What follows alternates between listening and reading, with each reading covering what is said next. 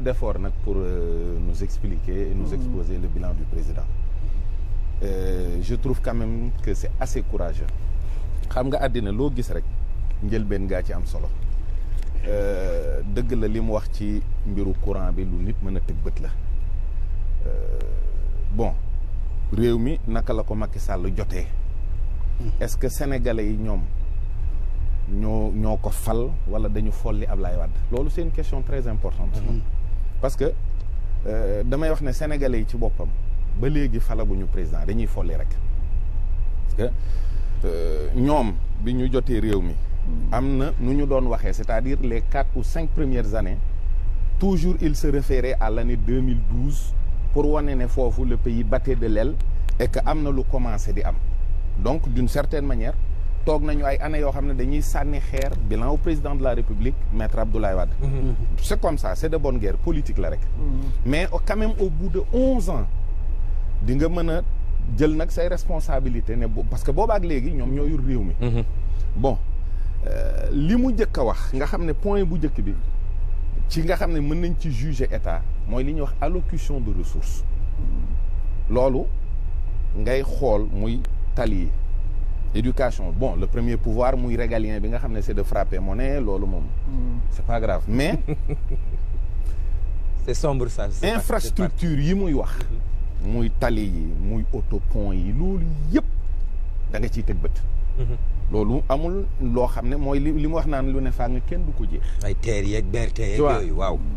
BRT beeg yooyu yëpp ak TER bi yooyu yëpp yàlla na yàlla def mu dox comme ñoom ni ñu ko bëggee. waaw mais à quel coût. parce que il y a trop de nébuleuses dans ces gestions là. TER bi am na chiffres yu ñu ci annoncé woon am na finalement yu ñu waxaat ak yu ñu waxaat. il y a trop de nébuleuses. le coût des infrastructures quand même mën naa handicaper avenir nit ñi nga xam ne dañoo war a ñëw ci dëkk bii parce que quand on parle de développement durable mooy lépp looy wax parce que ñoom ay termes yu ñu utiliser la. mooy boo xesee ba ne développement durable lépp looy def rek da ngay sóoraale ñu war a ñëw ëllëg. da nga leen ciy sóoraale. c'est-à-dire peuple bi fi nekk nii dañu war a exprimer wu épanouir ci ressources yi ak ci lépp loo xam ne dafa ne ci kaw dëkk bi waaye nag du ñu gàllankooraale ñi nga xam ne dañuy ñëw te ñëwaguñu. li ci des mooy li nga xam ne moom la Kaja junju mooy souvent dañuy dégg ay rapport mooy institution yi mu wax ne Macky Sall daf leen a renforcer parce qu'il a parlé de gestion vertueuse et sobre te li nga xam ne mën nga ko cee teg loxo léegi rek mooy les 1000 milliards de la Covid dont il parle de la Covid. que la Covid le Sénégal a battu de l'aile mais quand même Macky Sall a dégagé un budget de 1000 milliards. du contribuable teg ci kaw table bi ak des financements aussi je pense venus de l'OMS. Ouais. teg ci kaw table bi on était en dictature xam nga Sénégalais dañuy wax dictature boobu ñu bari xamuñu luy dictature. c'est-à-dire quand il y a une situation boo xam ne comme lu mel ni guerre wala yu demee noonu comme la Covid était une situation de guerre on avait suspendu les lois en vigueur dans ce pays-là pour donner les pleins pouvoirs au président Macky Sall. Ça a été voté à l'Assemblée nationale. Donc le monsieur qui devient un dictateur pour une période bien déterminée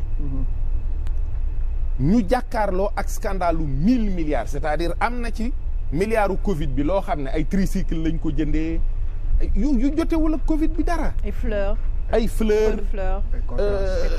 thermoflash yi di jar 120 000 francs ou 180 000 masques yi di jar 500 francs ay entreprises yoo xam ne dañuy defar ay entreprises yu jaay ay billets d'avion ay séminaires di am ay marché ay hauteur de 15 milliards loolu yëpp kenn waxu ci ba fii may wax ak yow maanaam lu gën a garaawee noonu xewul ci réew mi fi mu ne nii bokkul ak les rapports de l'IGE de l'IGF yi nga xam ne bis président di teg affaire yooyu dafa bëggoon une gestion vertueuse am ci dëkk bi jusqu'à présent après 11 ans il y a personne qui a été corrigé par le président Macky Sall pour une malversation sur les deniers publics te dégg nañ fi scandale bu cawoon kenn sax ñu xam ne mi ngi jéem boo ñëwee ci allocution de ressources ba tey wala la redistribution de ces ressources là wax na ko léegi on a une population très jeune très jeune. Mais souvent da ngay dégg ñu wax financement des jeunes nangam ak nangam jeunes yi d'abord avant de les financer il faut les former. ay ressources humaines boo bëggee sa réew dox da nga leen di defar ba ku ne man dara. C'est-à-dire on aurait dû offrir aux jeunes des plateaux de métiers yoo xam ne yu ñu formaliser la. daaw waxoon naa fi ce qu'on appelle des validations de métiers des validations d'acquis. mooy nga xam ne man mécanicien laa mais awma benn këyit bu la wan ne mécanicien laa waaye bu ma sëggee ci moteuru oto dama koy defar. nga fexe ba defal ma une formation d'une semaine wala d'un an astaghfirullah wala de un mois 3 mois pour nga jox ma ay diplômes pour ma mën nekk aussi chef d'entreprise dem créer une entreprise formalisé wu am garage boo xam ne ce ne sera pas une occupation de la voie publique de manière anarchique mën a am accès ci prêt yi muy wax mën a am accès ci yooyu mais tey da ngay gis benn mécanicien bu waaxu ñëw taxaw amul benn këyit bu mu la présenté te am na métier bi mais lan nga ko mënal li ci des mooy ñoo xam ne dañoo soxla une aide directe parce que loolu dafa bokk ci li état war a def. Quand tu dois redistribuer les ressources il y a des familles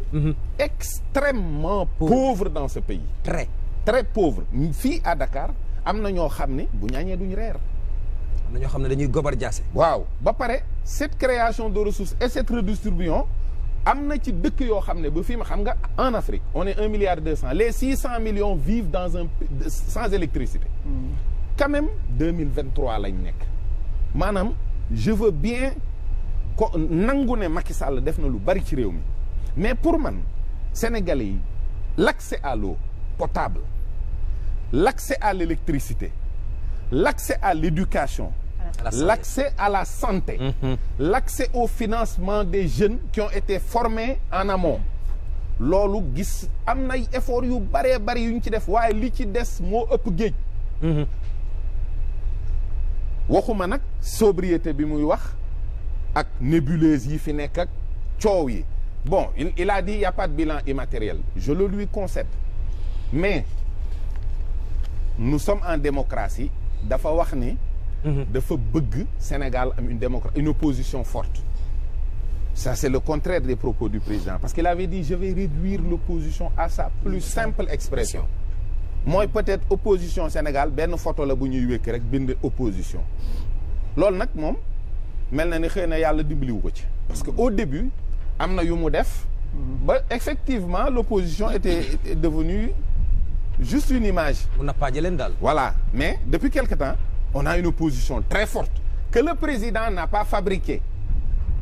le président n'a pas fabriqué cette opposition là c'est une opposition radicale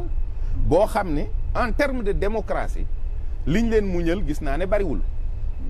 parce que tey jii on parle de plus de 450 personnes qui ont été arrêtées au cours de ces semaines quoi l'État dafay déconcentrer certains pouvoirs décentraliser certains pouvoirs c'est-à-dire le ministre le gouverneur le préfet le sous-préfet ça c'est la déconcentration des pouvoirs jusqu'au maire qui peut être un pouvoir déconcentré et décentralisé en même temps parce que on avait fait un redécoupage wax ne collectivités locales yi dañ leen di jox doole le maire est le premier magistrat d'une ville ce maire-là vient de se faire choper comme ça gentiment là où il est le premier magistrat là où il est le commis de l'État là où il est le représentant du président de la République c'est comme si on vient choper le président de la République comme ça devant son palais ne ko kaay ñu tëj la c'est aussi irrespectueux que ça parce qu'il représente un démembrement de l'État. On va parler des arrestations. waaw on va parler à part des arrestations. am na lu ñu fi def. am na lu ñu fi def loolu kenn du ko miim parce que ñun ñëpp gis nañu ko mais impacté wul directement ci population bi couche yi nga xam ne ñoo gën a démunis. sa waay Dakar am na ci zone yoo xam boo heure bii nii sa junni xel xalaatu faa dem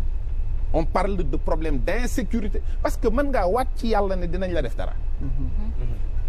Les voitures bari de na police Dakar lool. oui bari na Dakar les lool. voitures de police mais ne patrouillent pas la nuit fii la nuit Dakar tout le monde dort te dans un pays sax normalement qui doit être émergent et va aller vers le développement la nuit fait partie du jour mooy am na ñoo xam ne dañoo gis nga problème circulation yi ñuy wax ci dëkk bi mais camions yi daw ci dëkk bi bëccëg l'État doit avoir le courage de les faire circuler la nuit entre 22h et 6h du matin après ñu génn toute la ville bàyyi ñuy liggéey ñuy liggéey les travaux publics yi nga xam ne dañ koy def bëccëg nga xam ne naaj bi day tàng nit ñi dañuy sonn avec assez de lumière ça peut se faire la nuit à 6h du matin il plie bagage dem tëddi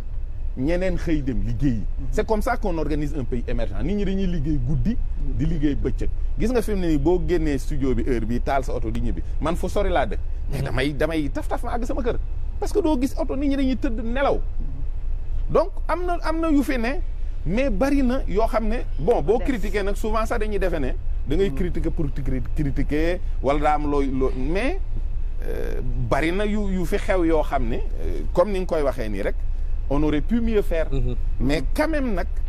scandale yi nga xam ne moom à coup de milliards la loolu y a trop de laxisme là-dessus. tonton Aziz da nga ci bëgg a tontu wala ma dem ci sama gars yi. Enfin, ouais, je peux peut-être ne pas trop monopoliser la parole.